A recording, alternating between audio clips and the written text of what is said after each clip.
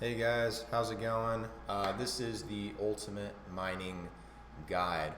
I put this together because there's a lot of people that I know that want to get into mining, and I've gotten a lot of questions in regards to how to get started, what you should be buying, is the market still good, where are the opportunities at, what should you be mining, um, and obviously this could be a really, really in-depth um, course or conversation, but we're just going to kind of go through a lot of the basics and some stuff that you might not be aware of, just because I think it'll be helpful for you. Um, Anything other than that, I will definitely try and put on my website, and I'll probably mention to you guys later as I can remember it and as you guys ask me questions. So let's just kind of jump into it. All right, so there are two main ways to mine cryptocurrency right now. Two predominant ways. You can use ASICs, which are very linear in terms of how they work, or you can use GPUs, which are a little bit more flexible and dynamic, and they can be used to mine various different algorithms. So, what do I mean by this stuff? So, I'm going to break it down into positives and negatives for you guys. So, we'll start with ASICs. So some of the positives for ASICs are that they are really, really good at mining just one algorithm or one cryptocurrency. This is the whole reason ASICs really exist. They're very easy to run, just plug and play type setup. Software's pre-installed. So basically, you don't have to do too much other than input what pool you want to mine to. And a bunch of other stuff. So let's look at some of the negatives. They can't mine other algorithms like the GPUs can. They're not very simple to fix. I'm sure if you pull it apart, it's not that big of an issue, but luckily I haven't had an issue with any of the ASICs I run. So I put that as a positive. You probably won't have to worry about replacing things very often, but if you run it for a year and a half or 2 years, you might run into that issue. It might not be a simple fix. You need to order certain parts. It's not like you can just go to Fry's or Best Buy to get like little cords or things like that. You got to get specialized parts in most cases. You might have to replace the whole machine. Who knows? Generally, the ASICs are supplied by one or two reputable companies like Bitmain or InnoSilicon.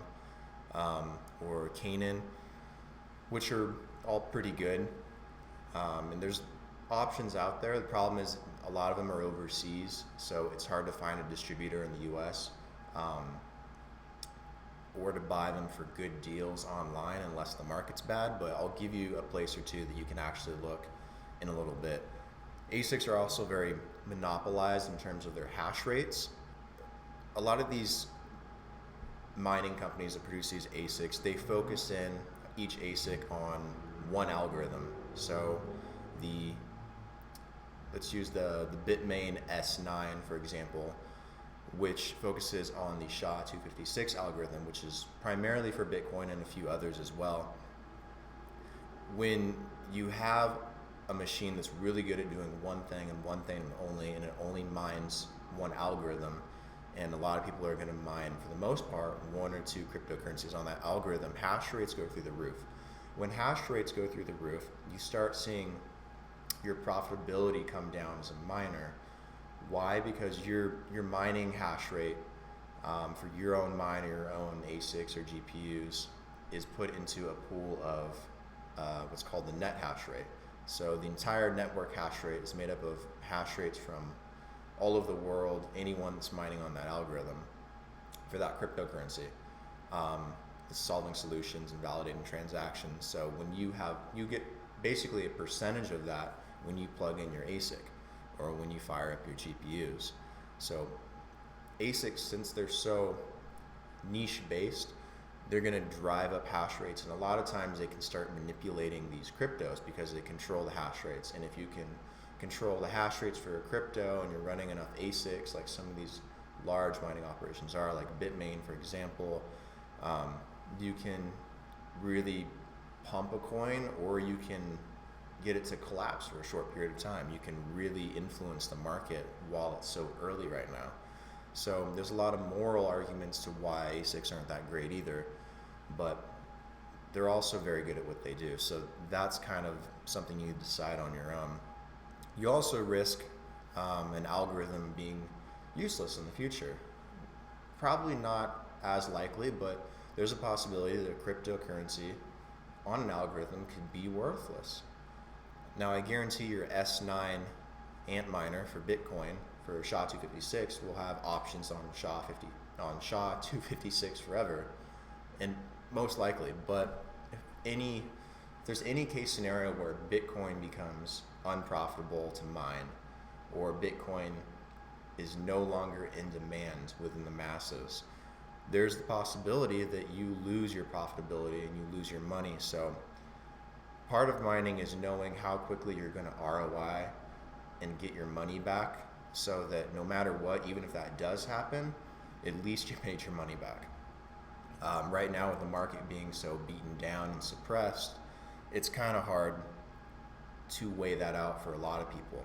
We'll go into that in a little bit as well. In terms of GPUs, let's switch over. Some positives. Well, GPUs are pretty easy and cheap to repair. Most of the time when I have a GPU go down, it's like a fan. Or in most cases, the GPU is actually fine. It's just a cord. So, and instead of $100 fixes, you're talking $10 or $20 fixes on average with GPUs. So at least you save your money maintaining them, but you really do have to maintain them. That's the other issue.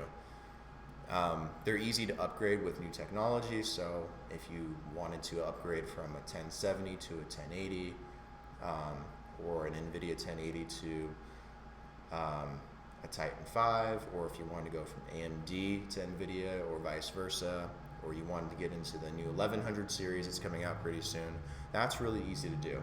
All you got to do is buy the GPU, and then if you know how to run the software, which is another headache, you are able to upgrade your existing mining rigs, which is a good sign in the future if NVIDIA and AMD continue to pursue GPU mining, which I think is going to be an interesting topic going forward. GPUs can also mine various different algorithms. So unlike the ASICs, which have to focus in on one algorithm, such as the Antminer S9, which only mines SHA-256, a GPU can mine pretty much any algorithm you want, which means you can mine any cryptocurrency you want with a GPU. That flexibility is really important, and GPUs aren't crypto mining specific, so you can use a GPU for anything, really. You could sell it and use it for gaming, you could use it for AI, machine learning. You can do pretty much anything with GPU. It's basically the new CPU of our decade.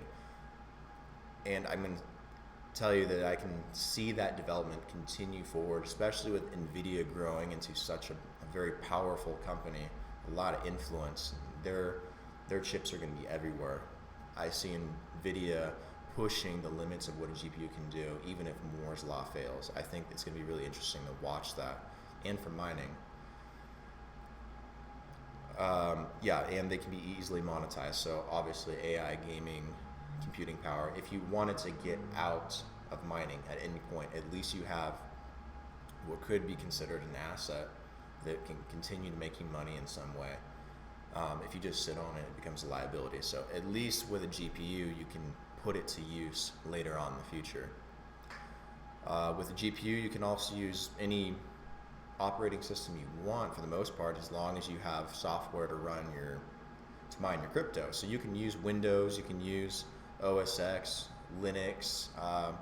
Ethos distro is a Linux-based system made directly for mining crypto. Ethos distro is actually really, really good. They do a lot of updates. You have to stay on top of it. They do have some issues with some GPUs, and it's very the software is open software in a lot of ways, but you still have to buy a license for it. There's a lot of development on it. So I can, if I were going to do more GPU mining, or if you were going to do GPU mining, I would suggest getting Ethos distro. I think it'd be very helpful in terms of software, because software can be a crazy headache. One other thing I actually did not put into this presentation is something I call an atomic swap method.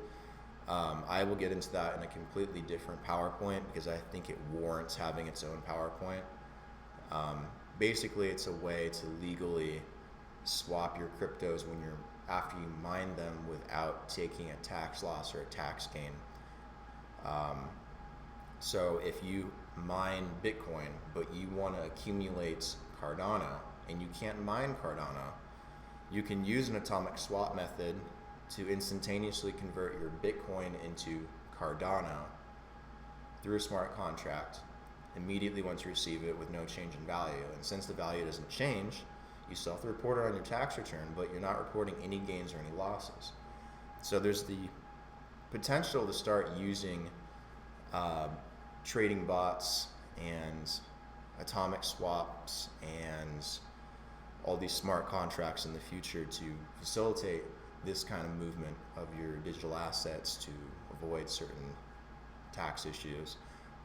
That's really interesting. I'll do an entire PowerPoint on that in the future, but let's get into some negatives of GPUs, which aren't too many, but they do compete heavily with the gaming industry, and I know they're not happy with the mining industry because people like me go out and buy all the good GPUs, then they can't get them, and then they go up in price. And that lack of supply earlier in 2018 was driving the price up, but right now demand has come down a ton because they're not profitable right now. One 1070 GDX 1070 isn't going to make any money in reality. If you have 6 GDX 1070s, they might make $1 or $2 a day. That's how bad the market is right now. You can't you can't run one miner and get a decent return or an ROI right now. You have to have a scalable operation. You have to have 10 to see anything. You have to have 50 to really start making money, and ideally you need hundreds of them. So for that reason, GPUs are on the back burner right now, but that could change. Another negative, GPU and semiconductor market is dominated by a lot of these legacy companies like NVIDIA, AMD, and even Samsung and others that are jumping in the space.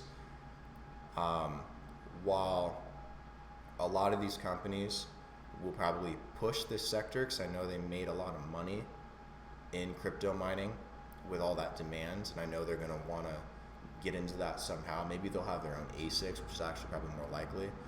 But they're very centralized, very big, very powerful companies. So again, your crypto morality will depend on these things, and you can make that decision for yourself. But let's move on to the next slide so we don't get stuck on this one forever.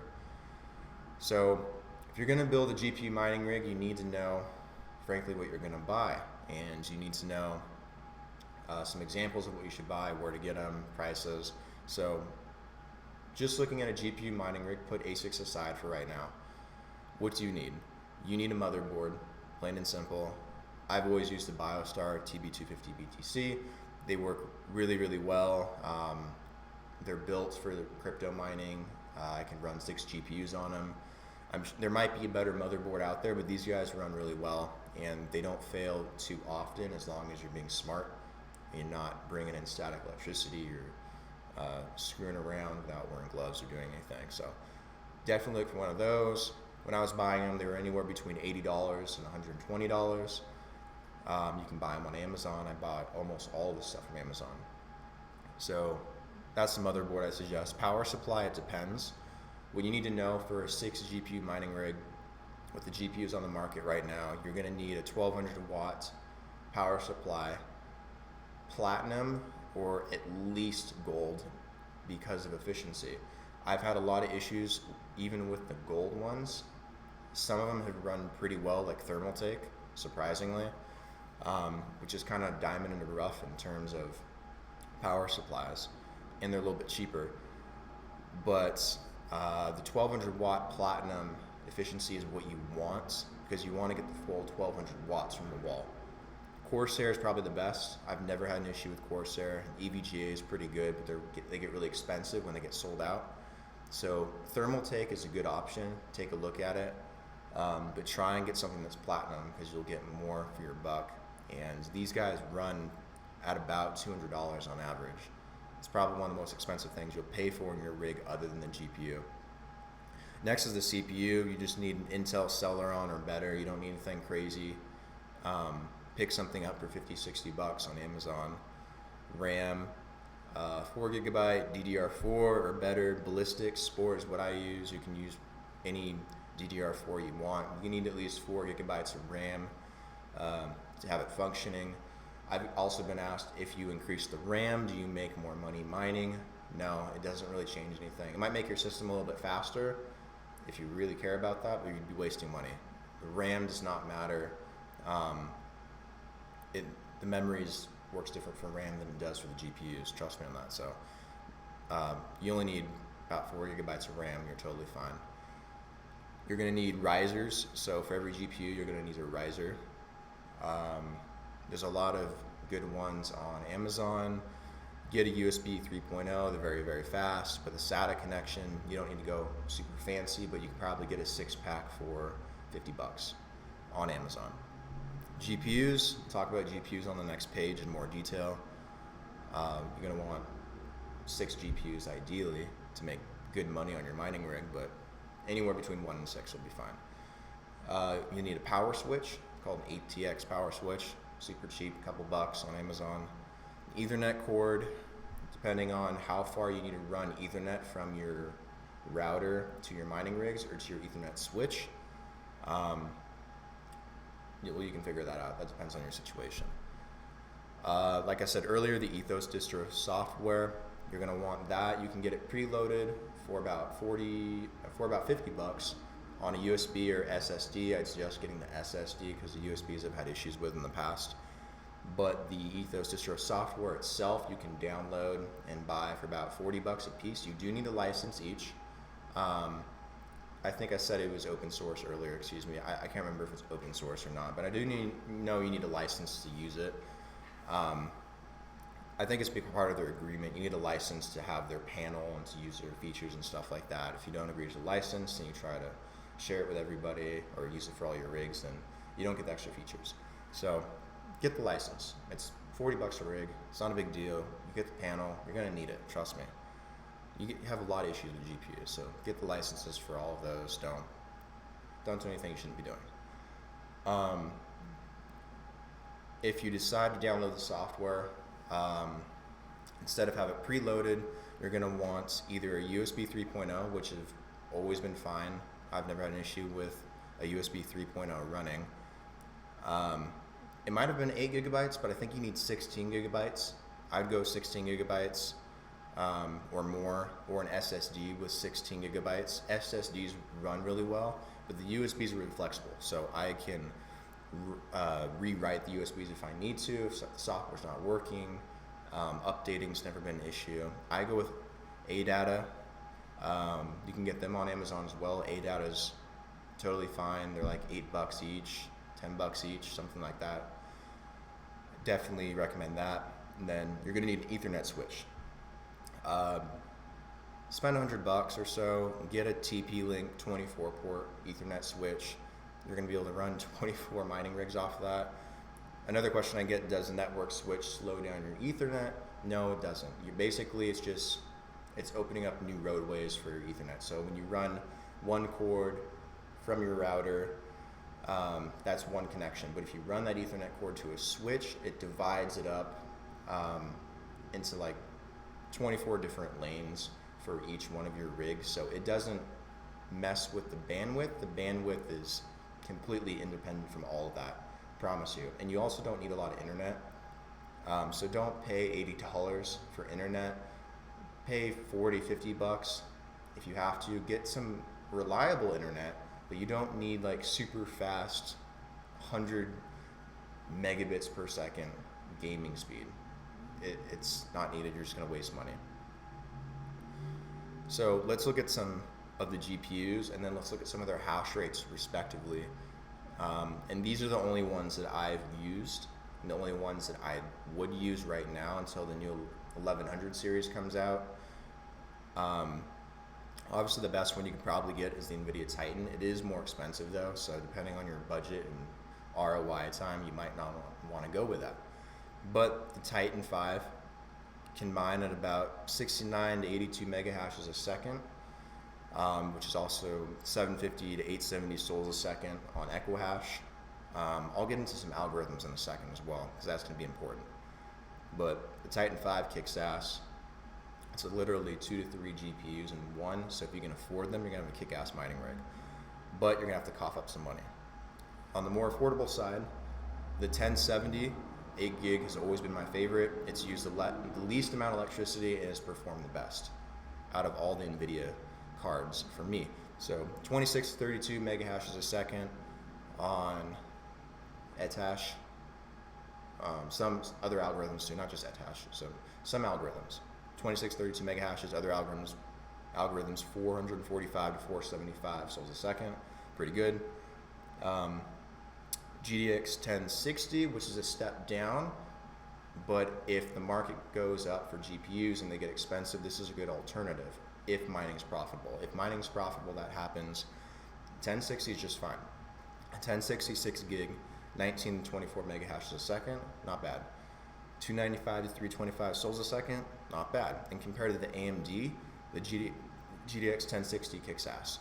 So that's it for NVIDIA that I would suggest if you're going to get started with this stuff. For AMD, the RX 580 is pretty good, and the step down from that, RX 570 is also really good. Respectively, they do about the same 25, 30, 24, 28 mega hashes a second. In terms of souls a second, 300, 325, 275, 300 respectively, you won't notice a difference, especially if you overclock.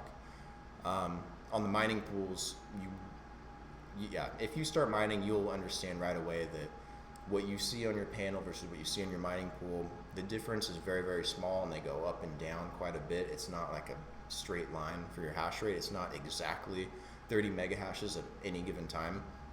It goes up and down a few mega hashes. And when you have a bunch of them, it goes up and down a couple hundred or sometimes 1,000 mega hashes and then averages out on the mining pool. So in reality, there's no difference between the 580, 570. In the grand scheme of things, if you know what you're doing, you're overclocking right. Same thing with the 1060 and 1070. The Titan 5 is obviously in a league of its own, but don't get the Titan 5 unless you can afford it. 'Cause when I was looking at it, it was about $3,000. Might be cheaper now, I'm not sure. But the Titan 5 isn't meant for just mining, obviously, but it does perform really well. So you guys make that decision on your own. I'd suggest getting into a 1070 or 1060 to start. They perform really well. Algorithms. So I primarily mine with my GPUs either the ETH algorithm or the EquiHash algorithm. And you can get into any algorithm you want and mine whatever you want. But I'd suggest these ones because these are the more common ones, and you'll find a lot better software and miners for this stuff. So also the GPUs, which is the topic of this slide, they perform better on different algorithms. So an NVIDIA GPU performs better on EquiHash, and AMD performs better on ETH. And if you're at scale, you're going to notice thousands of kilosouls or thousands of mega hashes in difference if you do that. So it's important to know. Most people don't understand that or know that are mining, but this is important stuff. So NVIDIA GPUs, you're going to want to mine EquiHash, which means your best options are probably Zcash, Zclassic, Zencash, Hush, Bitcoin Gold, Komodo, etc. With AMD, the ETH algorithm is where you want to be mining on. The best ones there are clearly Ethereum for the time being that they stay on as a proof of work validation method. They're moving to proof of stake. But Ethereum, Ethereum Classic, Ubiq, Expanse, Music Coin, a host of others as well. Just keep that stuff in mind. If you're mining, you're going to want to mine what's the most profitable for your GPU, your equipment.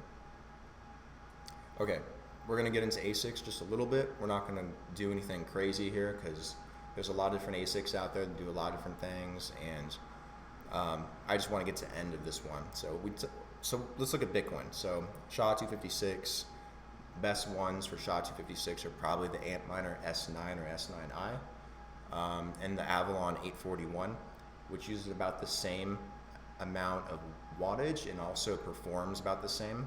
It's a good option if you're having a hard time getting an S9i or you want something different. So definitely check those guys out. Litecoin, I mine a lot of Litecoin. I think it has a good future. It has a good development team.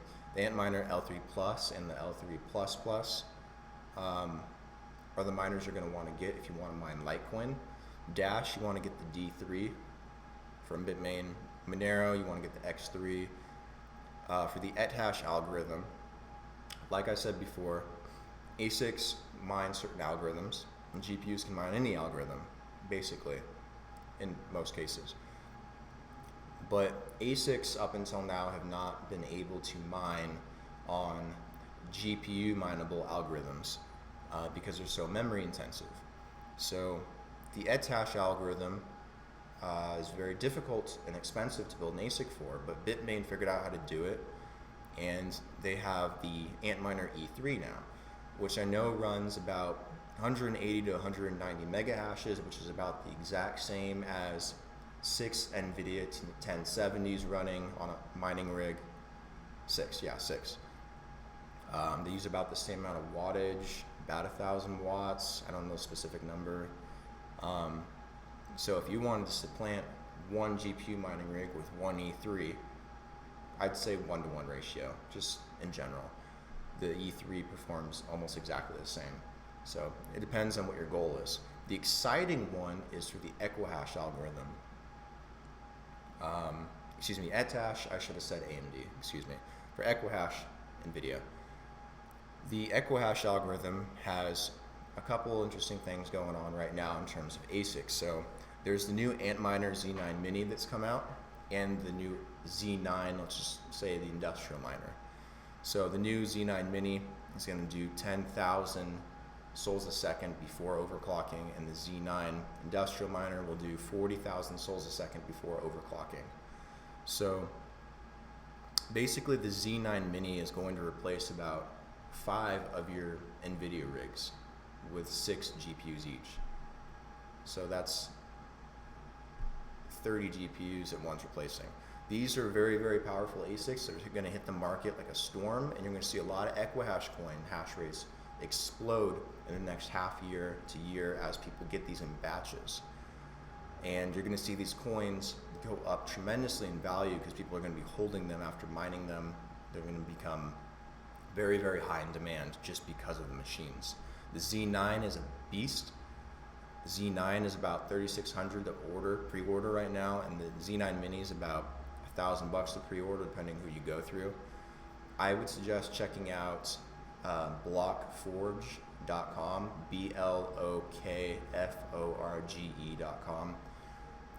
They have probably the best prices to pre-order a Z9 Mini and a Z9 industrial miner, other than Bitmain's website itself. And I don't like going through Bitmain's website because I got to deal with customs. I don't know how many issues I'm going to have. They're based out of China, they're overseas. I don't like it. BlockForge is based out of Arizona in their regulatory fintech sandbox, and they'll ship locally within the US. They pre-order them and then they ship them to you. So you buy through BlockForge, they take care of all the pre-ordering, they pre-order, and then you just buy in their batch what they pre-ordered. That's probably the best way to go, and you can probably get a Z9 Mini for about $1,000 now with 2-day shipping. The InnoSilicon A9 Z Master, such a long name, but this one's also a beast. It's really expensive though. You're going to see prices anywhere between $5,000, $6,000, $8,000, maybe $10,000 pretty soon. It does 50,000 souls a second, which is crazy, but I think the Z9 is going to beat it out price-wise. And overclocking seems, for me, it works better with Bitmain. I like the Antminers better. I have not bought an InnoSilicon, so I can't comment and speculate on it too much, but they're another option to check out as well. Um, so if you're getting into ASIC mining, I'd suggest taking a look at the new EquiHash ASICs that are coming out. Take a look at the EdHash Antminer E3 if you don't want to actually build one, and then if you're bullish on Dash or Monero or Litecoin or Bitcoin Cash or any of those guys, then get a traditional ASIC for that stuff. And I guarantee they'll have better ASICs come out. They'll have more powerful Bitcoin, Litecoin, Dash, Monero miners, but the prices for them are really good right now, especially Dash miners and Litecoin miners. If you can hold out and you can mine for a while, you're gonna make a lot of money, but you gotta have some cash in the bank, some dry powder, all that stuff. So again, you gotta make your own financial decisions on this stuff.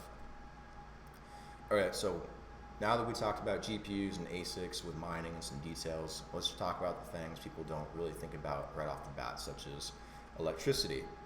So this is high school and college. If you went to college, watts is volts, amps, times square root of 3. Square root of 3 is three-phase power. So if you have three-phase power, which a lot of commercial industrial spaces do have three-phase power, then multiply by 1.732 square root of 3, you'll get your actual wattage that you can pull.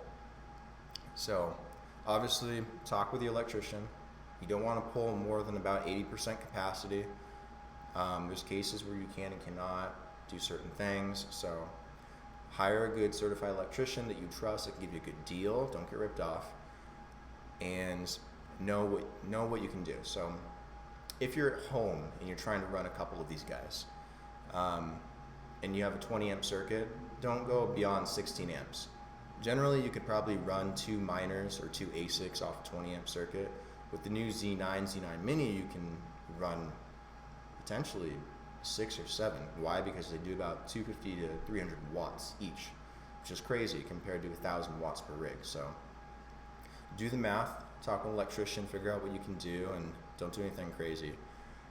You're also going to need to know the best location to mine. You're going to need to look at weather, humidity, seasonal changes, kilowatt hours. Very, very important. If you live in New York, you might be over 20 cents a kilowatt hour, which is very bad. You won't be profitable. But if you're in Oregon or in your parts of Washington, you might get 6 cents a kilowatt hour. And if you're on a farm or you have access to hydropower, you're going to get down to about 3 cents, 2 cents a kilowatt hour. That's very, very important. The cheaper your electricity, the more profitable you'll be even on a bad market. It's very, very important to keep that in mind. You don't want to waste all your crypto on electricity expenses on top of just trying to pay maybe a lease and internet and other miscellaneous stuff. So know what you need to do for electricity, know how much you need to spend, and try and find a good location. Don't be somewhere that's super humid. Don't be somewhere that's super hot. Nevada's a bad place to do this. Florida's a bad place to do this. Panama's a bad place to do this. Look in Canada, look in South America as you go south, down in Chile, maybe Argentina. Look for good access to power and cheap access to power. Manitoba, Winnipeg, and Canada are great places to look. Quebec, some of the cheapest power in all of North America, even in Vancouver or in BC. BC is good too. You gotta look at all your options, consider it. Canada might be easier if you're a US citizen, if you want to do something outside the US. Ventilation. So this is another thing people don't really think about, but paying for a cooling system can get really expensive. So I'm not suggesting you go out and buy a giant industrial AC or anything like that, but you need to vent the hot air. So here's 2 options I'll give you that you should consider. You either need to create 2 separate environments, one that can be hot and one that can be cold. Your mining rigs need to be in the cold environment, and your hot air needs to go into the hot environment.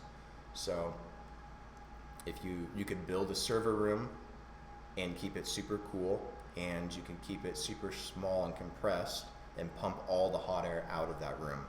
And if you keep that small room with your miners in it cool, then you only have to cool a smaller area of air. You don't have to. It's a lot easier than cooling an entire warehouse or an entire garage. Trust me on that. It gets expensive and it's difficult and it just doesn't work. And if you create a hot environment, you could pump that hot air into another room, or you could pump it directly outside, which I'd recommend. But there's a lot of interesting things you can do with that hot air. You can use it as an alternative to gas in the winter, and you could save more money doing that. You could use it for another business in hydroponics or marijuana, all things to consider. Option 2, just have sufficient ventilation and pump everything out. All the hot air needs to leave the building. Sometimes that works, sometimes that doesn't, but if you're gonna really do that, you need to really filter the air. If you pump hot air out, you gotta bring in some fresh air, you gotta bring some cold air, so you're gonna need to filter everything that comes in, and it gets really messy, really dirty, and it can get a little expensive, so you gotta know your costs. But most importantly, that hot air has to leave the building. So you need to also have a general understanding of cubic feet per minute, CFMs. BTUs you don't really need to worry about, but you'll see it on a lot of products. So cubic feet per minute is what it is. How much air can you move in cubic feet per minute? So instead of squared feet, you calculate height as well. Super easy. 3 multiples, not 2. BTUs, the British thermal unit. The heat required to raise the temperature of 1 pound of liquid water by 1 degree Fahrenheit. You don't need to know BTUs, but you'll see it often, so just keep an eye on that. You'll either see CFM or BTU, and if you can understand BTUs, you can figure out CFMs, you can get a general idea of what product's a good product to get. Box fans would work great too. Don't underestimate the power of a box fan. They move a lot of air. I can't remember the exact CFM, so I'm not going to quote anything or say anything that I could be wrong about. But definitely consider getting box fans if you're running a smaller operation. If you're running 50 rigs or more, 100 rigs, you're going to need to get some industrial fans. Spend a couple $100, get them installed. Get them installed in a door, in the ceiling, in the wall, up high. If you have an HVAC guy, bring him in. Get some expertise on that. You can make it pretty efficient if you know what you're doing, if you have someone that knows what they're doing. Troubleshooting. So mining can sometimes be very, very frustrating, especially if you have GPUs. There are some days where nothing works. And the best way to figure it out is to use deductive reasoning. So if you're a good problem solver, this will be easy. Otherwise, take a deep breath and start thinking about why your mining rig is malfunctioning, why it's not working. If you think about it, if you have your broken mining rig and your perfect mining rig, your perfect mining rig is at 100%, your broken one's at 0%, or it's at 99%, whatever, how broken it is, how inefficient it is, whatever's going on with it. Compared to the one that's working, you know, if you completely replaced every single part, even the GPUs, you know it would be working 100%. So what specific part's causing the problem? Well, start taking or replacing parts one by one. Start with the most likely. So start with the cords, check the cords to the GPUs and to the power supply. Make sure none of the cords have burned out. Also, don't run more than 2 GPUs on a SATA cord. If you can run 1 GPU on 1 SATA cord, do that, but I've had SATA cords pop and melt, and that's because of the wattage running through them, and they connect to multiple GPUs. It's stupid, don't do it. 2 GPUs per SATA cord max. Really try and use one cord per GPU. They're drawing a lot of power, guys. And you want to be safe. You don't want to create fire hazards. You want to be smart, especially with your mining. So check out your cords. Check your risers. I've had issues with risers before. The good news is risers and cords are really cheap to fix. The motherboards sometimes stop working for all kinds of reasons. The Ethernet ports blow out or whatever. Use gloves. I know it might be overkill, but static electricity really does screw up the electronics. So get some cheap leather gloves, some nitrile gloves, whatever, and wear those when you're touching the components, when you're setting things up and doing maintenance, all that, so you don't short circuit anything or cause an issue. The other thing you want to do is get some compressed air. and a can. I know it kind of sounds funny, but you need to make sure that your stuff is clean. So clean your GPUs, clean your motherboards with compressed air. Don't let too much dust sit on them. You want the longevity to be there. Hopefully you have warranties on your GPUs and some of this other stuff, but if you don't, well, you're going to want to take care of it. So get some compressed air or something, that'll help a ton. Taxes. So this is for informational purposes only. I'm not going to suggest anything to you. I'm not advising you on anything. This is just what I've researched, what I've seen, my experience with crypto, and stuff you should consider taking a look at with your own attorney, your own CPA, at your own leisure. Okay, information purposes only. Got it. All right, so let's jump into it. So one of the first things I realized was setting up a bank account for a mining operation, or with mining or with crypto or anything, is miners do not need to file anything with FinCEN. Why? Because miners are not a money services business. So I have a friend actually that has an ATM business, and he has a bunch of ATMs, he sets up and everything, makes money on them. Great. ATMs, I believe, are a money services business. Don't quote me on that. And he ended up getting his bank account shut down because he wasn't filing with FinCEN, and they have all these KYC, AML, money laundering laws with the banks, and all this stuff. So if you're not super clear and you don't know the rules and the laws and you can't explain them to the bank, and then you're going to run into this issue where the bank says, oh, you get into crypto. Well, we want more information because we think you're a money services business, or you're moving a lot of money, you're making a lot of deposits, or you have a lot of withdrawals, or $10,000 a week, oh my gosh, or something crazy. FinCEN's actually your ally in this. If you go to FinCEN's website and you look up what a money services business is, and you look up crypto under money services, you'll see that miners are not classified as a money services business. However, if you were an exchange, that would be a money services business. There's a lot of other categories that they come up with for cryptocurrency that does classify as a money services business. Mining is not a money services business according to FinCEN. I will put something up with their banking regulations from FinCEN. I'll put some information up on my website at some point so you guys can see it, some links, you can check it out. Again, some of this stuff could change. Maybe it has. I don't think it has, because I've dealt with this quite recently. So definitely check on that on your own. This is good information for you to know, especially if you're opening up a bank account, because I guarantee you'll have this issue. Mining payouts. So every time you get paid from mining, that's considered income. And then if you sell your mining income, that's considered a capital gain or a capital loss. Both are required. I know it sucks, but you run into this when you're in such an early market like this. What you need to understand is that you have to pay income, which if you do it as a business, you can take write-offs and deductions and all that stuff, so that's good. And then when you sell it, so if you mine Bitcoin, you receive your Bitcoin, you got to pay income on that. And then you sell your Bitcoin and it goes up $1,000, you have a $1,000 gain. If it goes down $1,000, you have a $1,000 loss. So gains and losses and income, gains and losses. You got to know that stuff. Very important. Talk to your CPA about that. Virtual currencies are considered property by the IRS, so do with that as you shall.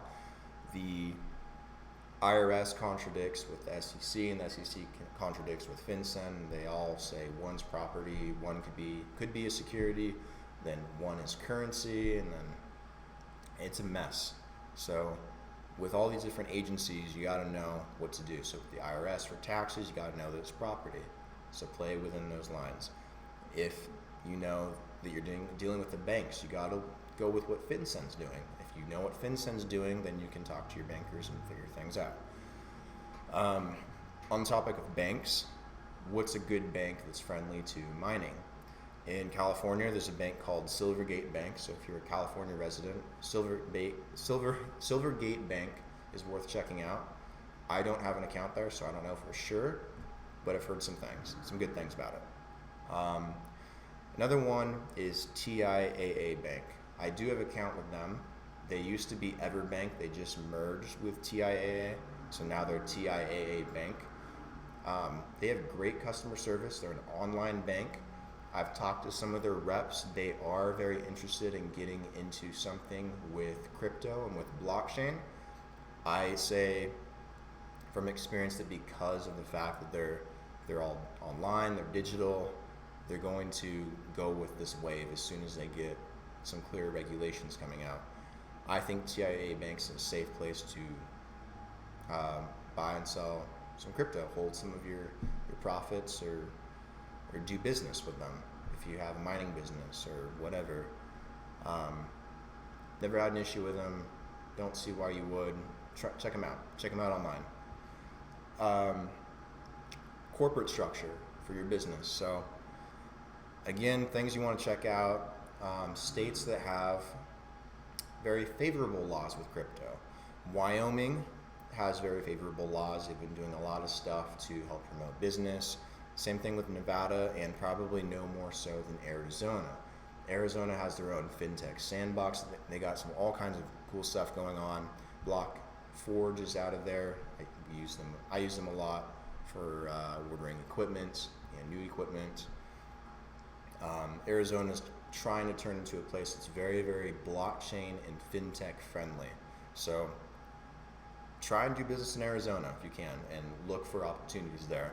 It's the new Silicon Valley of blockchain in the US as of right now. In terms of where you want to incorporate your business, talk with your CPA and attorney, not me. Deductions, cool thing is you can use mining equipment and claim deductions, depreciation, depending on the laws and what your CPA says. Electric bills, things like that all add up as deductions, so that's really nice. All stuff to keep in mind. So that's the end of my PowerPoint for the Ultimate Mining Guide. I hope that this was helpful for you guys, and I will try and do another one soon. I'm not sure what topic I'll do it on, but anyways, hope that you guys found this helpful. Go to my website and you can message me, get in contact with me if you need help with anything, if you'd like some consulting.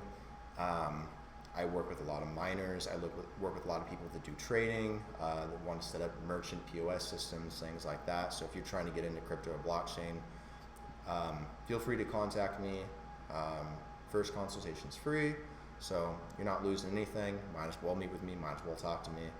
At the same time, if you have any questions regarding the video or the PowerPoint, go ahead and shoot me some questions. I'll try and put some stuff up on the blog and go into it in a little bit more details. There's a lot of stuff I left out, including overclocking. I was going to put overclocking on here, but I decided not to put overclocking on here because it was too valuable. And there's a lot of Ethos distro details that I know that I can put up, so I'm going to put those up separately, and you guys can buy them on the guides page. So I'll give you more information on that when it comes out. Again, thank you guys for watching this today, and I will see you all really soon. Thanks.